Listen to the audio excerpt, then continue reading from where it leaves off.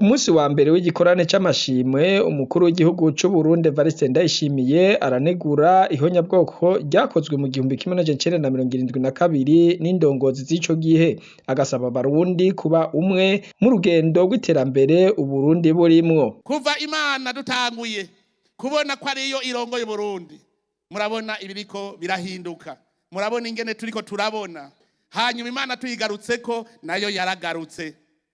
Nico gituma bijya vyaha vyakozwe n'indongozi z'igihugu dutegerezwa kubisezera kandi tukavuga tuti ibi vyaha tubishira habona kugira ntagire indongozi nimwe izosubira gucutsa umutima ngo ikora ivyo vyaha. Birambabaza cane iyo bumvise ngo ihonyabwoko bw'72 bagaca bumva umenga n'abatutsi barikoze, nagira ndabaremeshe rijya bwoko ntiryakozwe n'abatutsi, ryakozwe n'indongozi zari zirongoye igihugu. Abo nabo ntibagira ubwoko. Ntihagire rero umututsi asubira kugira ubwoba. Twebwe dushaka kwerekana yuko indongozi mbi ihonya igihugu. Ntihagire indongozi zizosubira. Byakozwe n'indongozi, ntihagire uzobesha ngo vyakozwe n'ubwoko. Ntihagire abazorabana nabi, hagira abagira ubwoba, canke hagira biyumvira ngo no kwihora ngo canke ngo ndabe nabi naka. Vyakozwe n'indongozi baraye babitweretse neza, indongozi zarabiteguye zirabishira mu ngiro kugira bahonye ubwoko bumwe. Ntihagire rero usubira kwiyitirira ngo ni twebwe ngo batwagiriza ko twe twabikoze.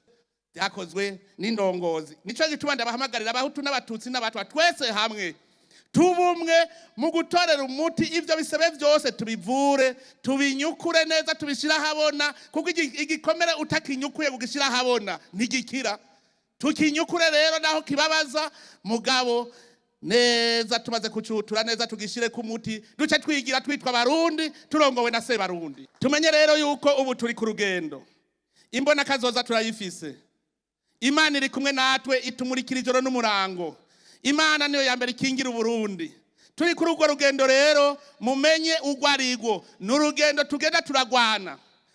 Ivyo mubimenye n'urugamba, twebwe urugamba turimwo n'urwo ubwa mbere kugumya iciza twamaze gufata. Ibi vyiza twafashe, ibi twamaze kwiyambura bibi ntivyigere bigaruka. Tugumye ibi vyiza dufise twafashe, ntihagire uzobitwaka. Hariho amahoro, hariho umurindi w'ibikorwa, ntituregure ngo dusubire inyuma. Ntihagire uzoduhungabaniriza amahoro. Twese tugira urunani, ivyo tubigumye urwo n'urugamba kuko vyerekana niyo nzira tumaze kugenda.